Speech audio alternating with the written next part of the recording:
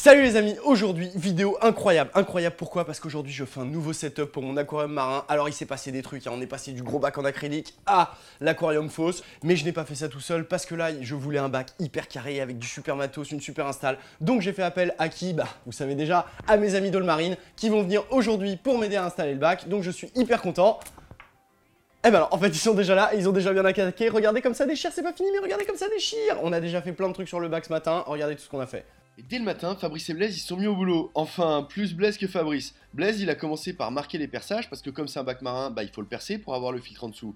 Donc il a fait ses repères. Ensuite, il a sorti sa machine diabolique. C'est une perceuse avec une scie spéciale qui a des diamants qui permettent de percer le verre et qui est montée sur un truc spécial pour percer easy. Et ça a très bien marché. Pendant ce temps-là, Fabrice il travaillait dur, il a arrosé Blaise. Il a fait que ça toute la matinée, empêcher Blaise d'avancer dans le boulot. Blaise il appuie tout doucement sur sa perceuse, le verre il fait 1 cm donc c'est quand même assez épais pour le percer, mais ça a pris moins de 5 minutes pour arriver au perçage qu'on désirait. Là il nous fait un petit trickshot, et il nous montre que là, boum, il a un trou parfait. Il va maintenant coller la boîte de débordement, donc ça va nous permettre à l'eau, comme son nom l'indique, de déborder dedans pour pouvoir descendre après dans le filtre. Donc là il ne faut pas se gourer, merci Fabrice de l'aider. Parce qu'en fait, il faut que ce soit parfaitement droit, c'est collé au silicone et il faut vraiment que ce soit nickel. C'est de là que va dépendre le niveau d'eau du bac. Donc il ne faut pas se planter. Derrière, il vérifie que tout est parfaitement d'équerre et il nous fait un petit sourire au passage. Et enfin, miracle, Fabrice se met au boulot. Ils ont transporté la cuve pour l'installer directement dans le studio. Elle n'est pas énorme, mais elle pèse quand même bien lourd. Et si vous regardez là, Fabrice va se faire mal. Et voilà, et regardez, il s'est fait un petit peu mal. Blaise s'est mis à coller toute la tuyauterie, donc en fait pour des suites de ne pas avoir de fuite, il faut tout coller à la colle PVC. On assemble le tuyau, c'est du PVC pression, c'est du PVC spécial pour aquarium, c'est pas du tout le PVC que vous allez trouver en magasin de bricolage. On a mis le matos en place, bien vissé ce qu'il y avait à visser, bien enfoncer les tubes PVC dans les coudes de façon à être sûr qu'il n'y ait pas une goutte d'eau qui dépasse de nulle part. Il avait l'air plutôt content de lui à ce moment-là. Bon, déjà on sent que le canapé il a réduit, parce qu'avant on avait un peu de place, là c'est collé serré, les gars.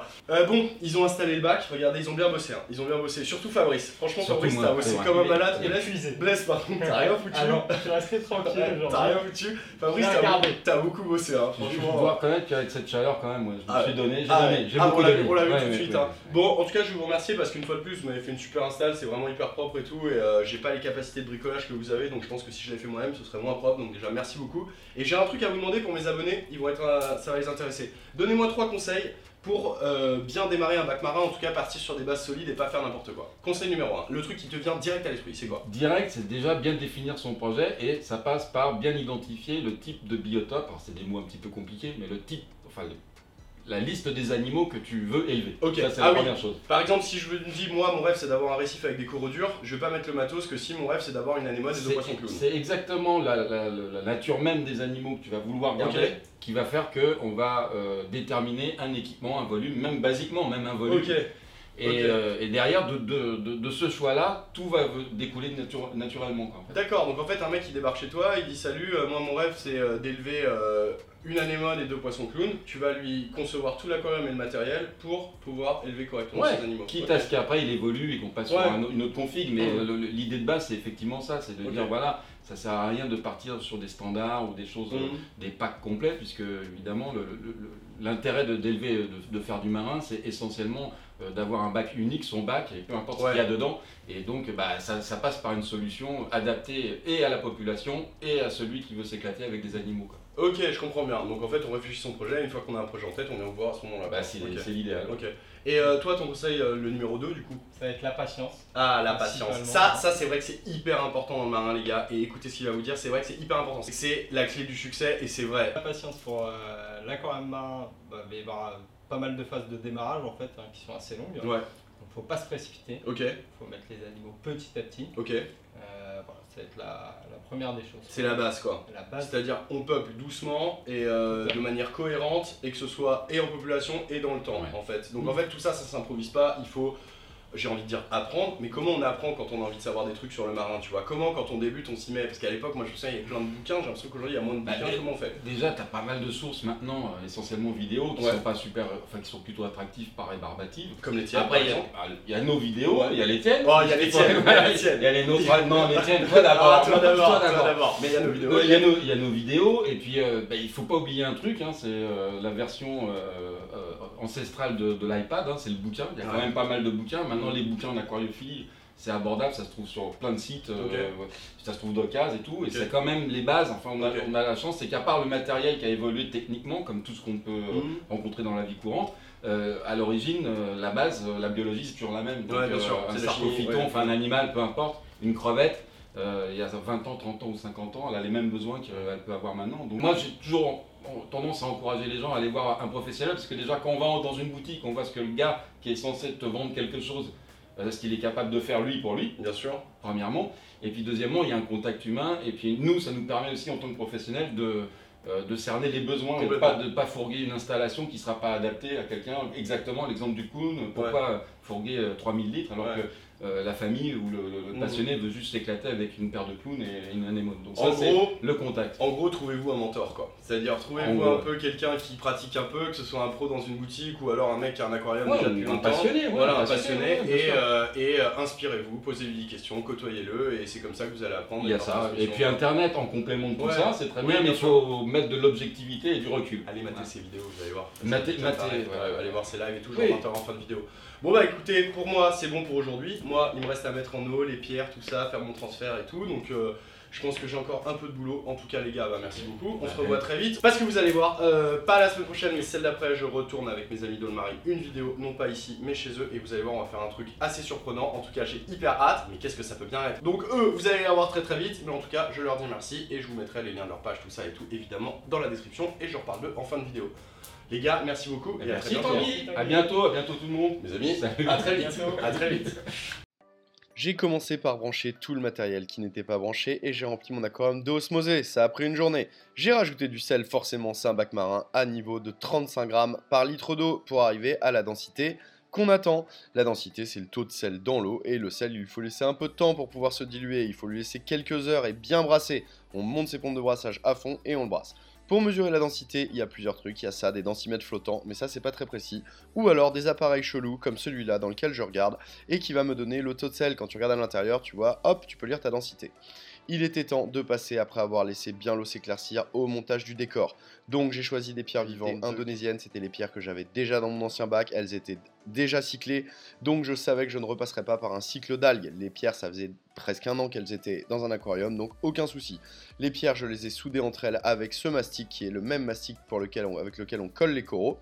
C'est facile, en fait, tu pousses ce mastic entre les pierres, d'avant tu mélanges deux mastics différents, et ça provoque comme de la pâte à modeler, ça devient tout chaud et tout mou, et hop, tu peux le coller tes pierres avec. J'ai décidé d'ajouter du sable, surtout pour l'esthétique, parce que comme c'est le bac de mon studio, je veux que ce soit joli à l'image, donc j'ai rajouté du sable. Je ferai pas la pub pour ce sable, il était horrible à laver. Voilà l'état du bac, j'avais pourtant nettoyé le sable pendant, je vous jure, peut-être 50 fois à l'eau, et il était encore un peu trouble, donc j'ai laissé l'eau s'éclaircir pendant au moins 2 jours. Avant de transférer mes animaux. Par contre, pendant ces 2 jours, j'ai rajouté quelque chose, un petit tuyau que je te donne pour augmenter la rapidité des bactéries. J'ai rajouté du jus de ouate de mon autre aquarium. Et le voilà, mon autre aquarium, les coraux, ils étaient là-dedans depuis un petit mois. C'est un anneau que j'avais déjà sous le coude. J'avais transféré tous mes coraux là-dedans, donc tout le monde allait bien, mais il commençait à être serré. Il était donc temps de passer au transfert. Alors ça c'est très simple, on enlève les coraux un par un et on les dépose dans une petite bassine avec de l'eau de mer. Par contre on fait attention à ce que les coraux ne se touchent pas parce que les coraux ils se brûlent entre eux, donc on fait gaffe de ne pas les empiler les uns les autres dans la bassine. Ensuite direction l'aquarium. Et là on les place en fonction de leur goût par espèce. Il y en a qui aiment la lumière qui vont être en haut, d'autres qui préfèrent l'ombre qui vont être en bas. Il était temps de relâcher aussi les poissons. Donc je les relâche un par un après les avoir acclimatés comme je l'explique dans mon autre vidéo sur l'aquarium marin. Quand j'avais monté mon autre aquarium marin, je vous avais tout expliqué sur comment acclimater les poissons. Et ben là, même schéma. Et je les relâche et ils vont tous se planquer direct. Et voilà le résultat de ce nouveau projet. Écoutez, je vais vous dire, je suis hyper content. Je suis hyper content du résultat final. Ça, j'ai envie de dire que j'ai bien bossé, mais je suis aussi hyper content du boulot que m'ont fait Allmarine. Pour une raison, c'est qu'en fait, cette décantation, donc on va revenir un peu maintenant en détail sur le matos, cette décantation, c'était un de mes rêves. C'est-à-dire qu'il y a des mecs qui sont passionnés de bagnole, d'autres passionnés de je sais pas quoi, de moto. Ben moi, j'adore les filtrations d'aquarium. J'adore les filtrations d'aquarium. Et cette marque, Bachi, c'est une marque américaine qui fabrique des décantations en acrylique et qui sont vraiment canonissimes, qui sont hyper pratiques. Et donc en fait, j'étais hyper content d'installer ça sur mon nouveau bac parce que voilà, c'est une décante, ça fait des années que je regarde cette décantation, des années que ça me fait rêver. Et en fait, aujourd'hui, elle est arrivée. Donc, eh ben, écoutez, je suis comme un ouf. Donc alors, on va repasser un peu sur le matos, on va faire le tour. Bon, l'eau, elle déborde dans la boîte de débordement que vous avez vue, elle descend, elle arrive dans la décantation. Donc là, en fait, on appelle ça un passage forcé, c'est-à-dire que l'eau est forcée de passer par un micro-bag. Donc c'est un petit sac qui va récupérer toutes les impuretés et qui fait office de filtration mécanique. Ensuite, l'eau, elle va arriver dans un compartiment avec un niveau constant où elle va rencontrer l'écumeur. Donc l'écumeur, c'est le poumon de ton aquarium marin. On en a déjà parlé, c'est ce qui va permettre de virer les protéines en excès dans l'eau et c'est hyper important. Puis l'eau, elle va passer dans un petit compartiment où je vais faire pousser des algues qui sont des Chaetomorpha. C'est une algue en fait qui va manger les nitrates et qui en fait va pas laisser la place aux autres algues. C'est-à-dire qu'en fait, elle va rentrer en concurrence avec les autres algues. Donc moi, je préfère en cultiver dans un coin des algues et pas en avoir dans mon aquarium que de ne pas en cultiver et en avoir plein d'autres espèces dans mon aquarium. Donc grâce à ça, ça va me faire baisser mes nitrates et ça va empêcher les autres algues de pousser. Puis l'eau, elle arrive dans son compartiment de remontée et elle repart dans le bac. Donc une installation classique pour un aquarium marin. Sauf que là, je suis hyper content parce que c'est la qualité du matos. Le matos, donc cette décante Bachi, c'est vraiment le top du top en qualité. J'ai des vannes partout. C'est vraiment, on va dire que j'ai vraiment upgradé mon système par rapport à la décantation que j'avais avant, qui n'était pas vraiment pratique et tout. Là, c'est vraiment la Rolls. Donc, je remercie énormément Allmarine de m'avoir installé tout ça, de m'avoir passé la décante Bachi. Je remercie aussi François de la marque Elos parce que c'est lui le distributeur des décantes Bachi en France. Donc, du coup, merci beaucoup de m'avoir fait confiance et de me la passer pour que j'en parle parce que ça me fait hyper plaisir. Donc, merci aussi à toi. Sinon, la population. Bon bah écoutez, vous voyez, les coraux, ils se sont bien adaptés. Donc évidemment, depuis notre dernière vidéo, j'avais récupéré d'autres boutures, j'avais continué ma passion, parce qu'en ce moment, je suis à fond là-dedans. J'avais de nouvelles pièces, donc vous les voyez. Le bac, principalement, il y a toujours des coraux mous. Donc vous voyez, j'ai une belle collection de Zoanthus, donc ça, c'est vraiment cool. J'ai aussi des coraux LPS, donc qui sont des coraux durs à gros polypes. Donc j'ai quelques Acanthastrea, j'ai quelques Favia, des choses comme ça. Et j'ai quelques SPS, donc qui sont les coraux durs à petits polypes. J'ai que des espèces faciles. Je vous ai déjà expliqué, cet aquarium, malheureusement, je ne peux pas m'y consacrer autant que j'aimerais. Donc, je ne peux pas mettre des coraux qui sont vraiment très compliqués ou très fragiles et tout. Donc, je suis parti sur des coraux mous principalement, un peu durs, mais des espèces faciles. J'espère que le bac il vous plaît. Pour la lampe, on est reparti sur la première version parce que la dernière lampe que j'avais reçue de Maxpect, elle n'allait plus en taille. Donc du coup, j'ai remis ma première lampe d'origine et elle s'adapte plutôt bien sur le bac. Là en bas, je me suis fait un petit centre de contrôle de panel. Alors là, ce que vous voyez, c'est le boîtier pour gérer la pompe de brassage. Donc le brassage, c'est hyper important.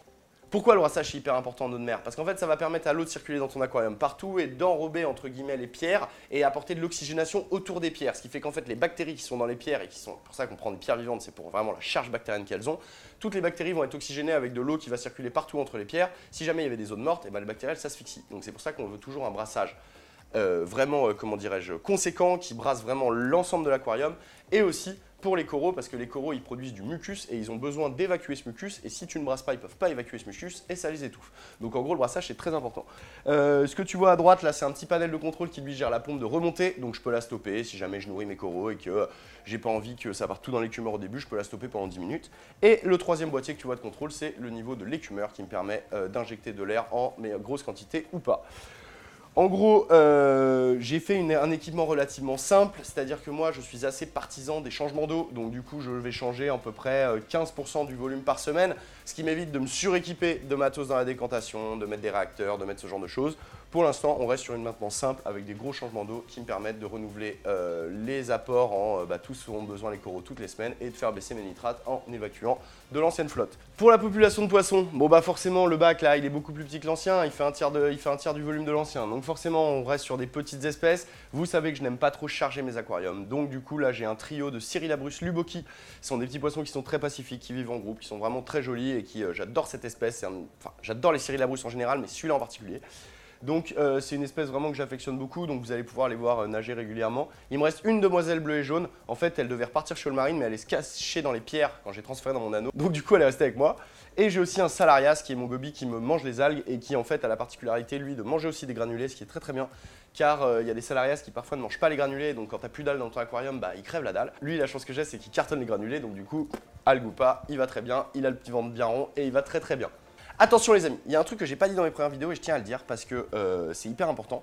Quand on fait des aquariums marins, on fait très attention à la sécurité. Pour une raison, c'est qu'en fait l'eau plus l'électricité, ça fait pas bon ménage, hein, tu le sais. Mais l'eau de mer plus l'électricité, c'est encore pire parce que le sel est un conducteur. Donc du coup, on fait très attention à l'électricité. On ne laisse pas traîner les prises par terre, on fait en sorte de rehausser un peu les prises de façon à ce que s'il y a une fuite, hop, l'eau n'arrive pas dans les prises. Bref, on fait vraiment gaffe à la sécu. Bon les amis, je dois vous avouer qu'en ce moment je suis à fond dans le récifal, je passe énormément de temps sur internet, sur les forums, sur les groupes, dans les boutiques, je suis vraiment à fond. D'ailleurs évidemment, je vais remercier Allmarine hein, parce que sans eux, j'aurais pas tout ça. Hein. C'est vraiment, aujourd'hui c'est mes mentors en récifal, je m'entends hyper bien avec eux, ils sont vraiment super cool, pour moi c'est vraiment...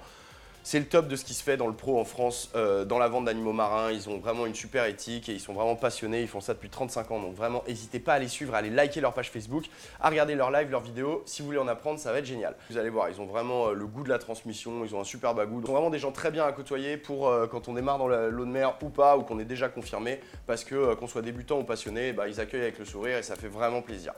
Je tiens à dire aussi que je passe pas mal de temps sur internet sur un groupe qui s'appelle Aquarium Récifal Ma Passion, qui est un groupe Facebook où il y a beaucoup de passionnés de récifal, c'est très très cool. Et en plus en ce moment ils se mettent à organiser des gros concours et je dois vous avouer que là le prochain concours il fait très très mal. Donc je vous invite à aller voir la page, le groupe Aquarium Récifal Ma Passion. Faites une demande pour rejoindre le groupe et vous allez voir, il y a une petite vidéo qui explique le prochain concours. Je vais pas rentrer dans les détails du concours là sur la vidéo, mais je t'invite à aller voir là. Le lot à gagner est génial et c'est pas que un lot, tu vas voir, il y a un accompagnement, c'est vraiment trop cool. Donc Aquarium Récifal, Ma Passion et Allmarine, c'est eux avec qui je suis trop bien en ce moment. Donc je t'invite à aller voir leur page Facebook et liker leur groupe ou leur page et tu ne le regretteras pas, je te le promets. Et je n'ai rien à y gagner, je ne suis pas payé pour te dire ça, tu vois. J'espère que tu aimes le design, le truc et que tu aimes toujours les vidéos sur les aquariums d'eau de mer. Parce que maintenant que les coraux ils sont bien en place, que le bac il est super bien équipé, bah, les coraux ils vont pousser. Hein. Donc on va faire des vidéos régulièrement sur les aquariums, si je rajoute des nouveaux animaux, si je rajoute des nouveaux coraux, je vais peut-être faire des vidéos plus spécifiques sur les coraux. Bref, on va continuer les vidéos d'aquarium marin régulièrement. Je vous le promets.